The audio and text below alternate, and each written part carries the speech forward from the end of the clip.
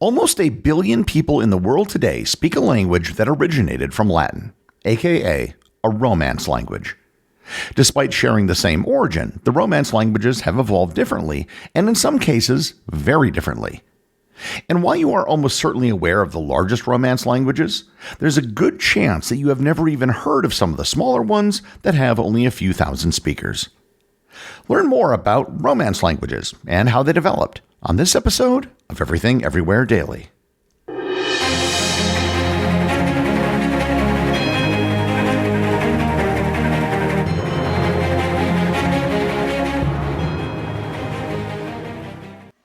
This episode is sponsored by Quince. Temperatures are dropping and the holidays will soon be upon us. This is when you want your wardrobe to just work. Stuff that looks sharp, feels good, and you'll actually reach for. That's why I go with Quince. I recently purchased a Mongolian cashmere sweater. At Quince, you can pick one up for $50, when you normally drop $200 or more for the same thing. They also have great denim pants and chinos, as well as fantastic down jackets, as well as wool and leather coats.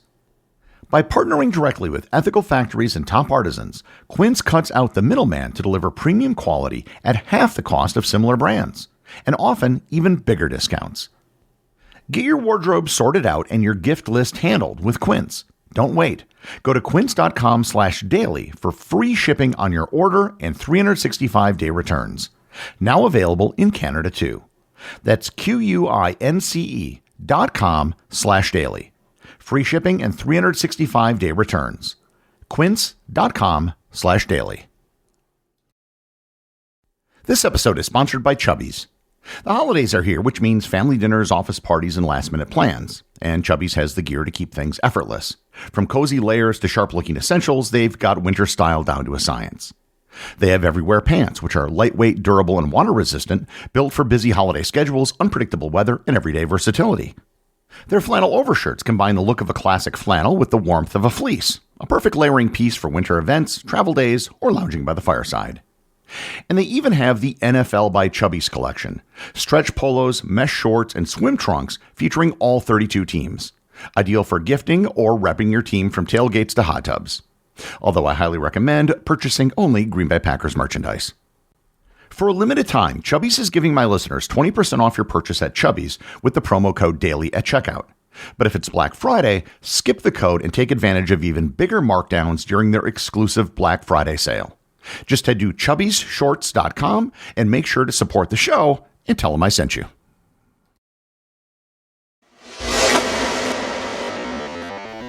Romance languages are languages that descended from Latin.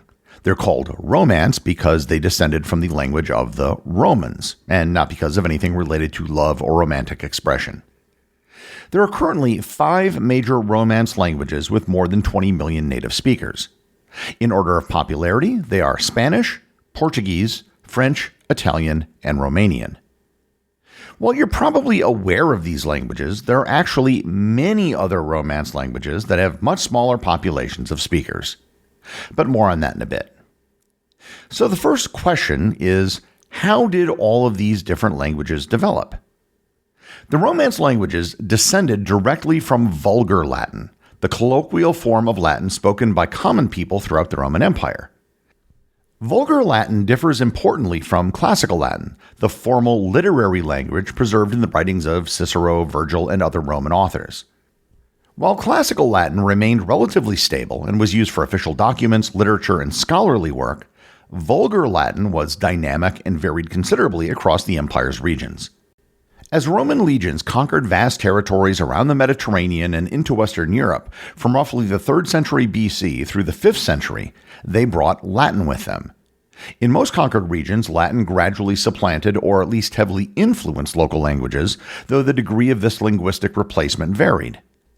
The Romanization process was most successful in areas such as Hispania, Gaul, and the Italian peninsula, while proving less transformative in regions such as Britain or Germania, where Roman control was less stable or shorter-lived. The fall of the Roman Empire in the 5th century marked a crucial turning point. With the collapse of centralized Roman authority, the Latin spoken across different regions began to diverge more rapidly. Geographic isolation, limited literacy, and the influence of pre-Roman languages spoken in each area, and languages brought by Germanic and other invaders, accelerated this process. The Visigoths in Spain, the Franks in Gaul, and the Lombards in Italy all left linguistic imprints on the evolving local forms of Latin. Between roughly the years 500 and 1000, these regional varieties of Latin transformed so substantially that they became mutually unintelligible, giving rise to what we now recognize as distinct Romance languages.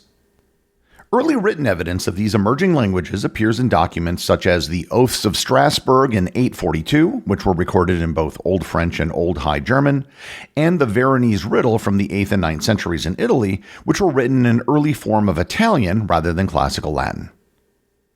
Oddly enough, the splintering of languages across the former empire preserved the use of Latin for liturgical and scholarly purposes. Almost all official and formal writing during the Middle Ages was in Latin, precisely because it was the one language that everyone had in common. The global reach of Romance languages expanded dramatically during the Age of Exploration, beginning in the 15th century. Spanish and Portuguese colonization of the Americas created vast new territories where these languages became dominant, while French colonial expansion spread that to parts of Africa, Southeast Asia, and the Caribbean. Today, Spanish stands as the second most spoken native language in the world, with approximately 475 to 500 million native speakers spread across Spain, Mexico, Central and South America, and significant communities in the United States. Portuguese claims about 230 to 260 million native speakers, with Brazil accounting for the vast majority, although significant populations exist in Portugal, Angola, Mozambique, and other former Portuguese colonies. French is spoken natively by roughly 75 to 80 million people, primarily in France, Belgium, Switzerland, and Canada, with perhaps another 200 million additional speakers who use it as a second language throughout Francophone Africa and other places. Italian has approximately 65 to 70 million native speakers, predominantly in Italy and Switzerland, with diaspora communities around the world. Romanian, the major Eastern Romance language, has about 24 to 26 million speakers, mostly in Romania and Moldova. Even if you don't know a single word in any of these languages I just listed, you at least know that they exist and that they're a thing. What most people assume is that within the borders of a country, everyone, or at least most people, speak the language of that country. For example, Italians speak Italian. That is, for the most part, true, but again, to paraphrase Mitch Hedberg, there's more to it than that. It turns out there are a whole lot more than 5 Romance languages. Some have substantial populations of speakers, and some are extremely small. For example, Switzerland has 4 official languages: German, French, Italian, and Romansh. Romansh is spoken primarily in the canton of Graubünden in southeastern Switzerland, where it developed from the vulgar Latin brought by Roman soldiers and settlers who occupied the Alpine region beginning in the 1st century BC. Its evolution was shaped by the area's deep valleys and isolated communities, which preserved archaic Latin features while also incorporating elements from contact with German and, to a lesser extent, Italian. Romansh is not a single uniform language, but a cluster of closely related dialects. Italy has multiple Romance languages that are not Italian. In fact, over half of all Italians do not speak Italian at home. What we call Italian today actually comes from the Tuscan language, in particular the Florentine dialect. The works of the Florentine writer Dante Alighieri were largely responsible for the development of modern Italian. Italy's political fragmentation until the 19th century meant regional dialects remained extremely strong, with some varieties arguably constituting separate languages rather than mere dialects. When Italy unified in 1861, only an estimated 2.5 to 10% of all Italians actually spoke Italian. So then, what did they speak? And here I should note that there's a lot of disagreement among linguists as to what constitutes a language versus a dialect. The joke is that a language is just a dialect with a flag. For the purpose of this episode, I'm going to call all of these things languages, even though some people might consider them simply to be dialects of the same language. Sardinian is spoken on the island of Sardinia, and it's often considered to be the closest to early Latin. It has approximately 1 million speakers, most of whom live on the island. Friulian and Ladine are languages spoken in the northeast part of Italy. They're descended from the Alpine Romance continuum of languages and reveal centuries of interaction with Germanic and Slavic neighbors. Franco-Provençal, also known as Arpitan, is spoken in the extreme northwest corner of Italy, as well as parts of western Switzerland and a part of eastern France. Sicilian is a Romance language of southern Italy and Sicily, whose roots lie in the island's complex history of Greek, Latin, Arabic, Norman, and Spanish influence, giving it a distinctive vocabulary and sound system that sets it apart from standard Italian. Many of the Italian immigrants in early America were from Sicily and spoke Sicilian, not Italian. Neapolitan, which is spoken in Naples and across much of southern continental Italy, became a major literary and theatrical language, famous for its expressiveness and rich musical tradition. Venetian is native to the Veneto region and was once the lingua franca of the Maritime Republic of Venice. It developed as a separate Romance language with strong ties to commerce, producing a lexicon and syntax clearly distinct from Tuscan-based Italian, leaving a legacy across the Adriatic world. Lombard, which is spoken in Milan and surrounding regions, belongs to the Gallo-Italic group and shares features with Occitan and French, resulting from early medieval interactions with Celtic and Germanic populations and geographic proximity to Transalpine Europe. Emilian Romanol covers the broad area from Emilia to Romagna, which comprises two closely related yet separate Romance varieties whose consonant patterns, vowel shifts, and vocabulary reflect the region's position between the northern and central Italian linguistic zones.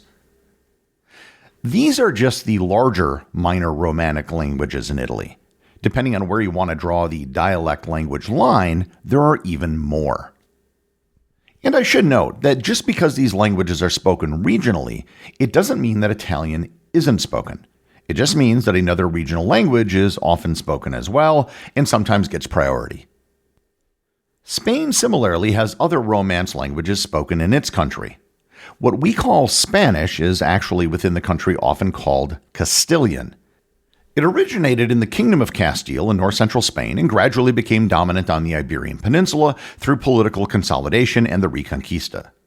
It has an extensive vocabulary borrowed from Arabic during centuries of Moorish presence in Iberia, giving it distinctive characteristics among Romance languages.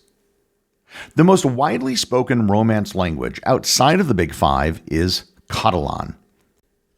Catalan is a Romance language that originated in the Eastern Pyrenees and developed from the variety of Vulgar Latin spoken in what is now Catalonia, Valencia, and the Balearic Islands, and adjacent parts of southern France. There are approximately 9.2 million speakers of Catalan in its various dialects. I've actually spent several months in Catalonia, and I can say from first-hand experience that it is a horrible place to try to learn Spanish. To me, it always sounded like a mix of Spanish and French. In the northwestern corner of the country, Galician is spoken. It's spoken primarily in the province of Galicia and descends from the medieval Galician Portuguese, which emerged from the Latin introduced to the region during Roman rule. In the Middle Ages, this shared language became one of the most prestigious literary languages of the Iberian kingdoms, renowned especially for its poetry. Over time, political separation between Galicia and Portugal led to divergent linguistic developments, with Portuguese expanding southward and becoming a major global language, while Galician remained regionally rooted and increasingly influenced by Spanish. Of special note is the small region of the Val d'Aran in northwestern Catalonia. The Val d'Aran is the only part of Catalonia that's on the north slope of the Pyrenees, so the valley actually flows into France. There, they speak Aranese, which is a dialect of Occitan. While it's only spoken by about 2,500 people, it has official status in Catalonia. And that brings me to Occitan. Occitan is native to southern France, parts of Italy, and Spain. It's descended from the varieties of Vulgar Latin that once formed a broad linguistic continuum across the region known historically as Occitania. There are about 200,000 native speakers of Occitan, but some estimates place that number higher. In the north of France and parts of Belgium, you'll find the Picard language. Picard is spoken by several 100,000 people, most of whom are elderly, and it's considered a threatened language. The languages that I've outlined so far in this episode are by no means comprehensive, and if you get into dialects, there are many, many more than what I've already outlined. And there's something else to note. Portugal, Spain, France, and Italy are all contiguous with each other. Yet the fifth major Romance language, Romanian, is just kind of floating out there by itself in the east. Moreover, the Roman Empire was much larger than the countries that speak Romance languages. So, what happened in the other areas? Well, the answer is the Southern Slavic migration. If you remember back to my episode on Yugoslavia, sometime about 1500 years ago, there began a migration of Slavic-speaking peoples into the Balkans. The Balkans were once a core part of the Roman Empire, and Romance languages gradually went extinct after the Slavic migration and the rise of Southern Slavic cultures. Among the earliest to disappear was Dalmatian, once spoken along the Adriatic coast from modern Croatia to Montenegro. It actually survived into the late 19th century when its last known speaker, Tuone Udina, died in 1898. Dalmatian showed features midway between Italian and Romanian. Another important extinct Romance language is Mozarabic, the collective term for the Romance dialect spoken by Christian communities living under Muslim rule in medieval Iberia. Mozarabic preserved many archaic Latin traits, was heavily influenced by Arabic, and gradually faded as Castilian and Portuguese expanded during the Reconquista. Over the course of centuries, fewer and fewer Romance languages have survived, which has been the general trend for languages all over the world. What used to be a spectrum of languages which spread across Europe has now consolidated into a few major languages and a collection of minor ones.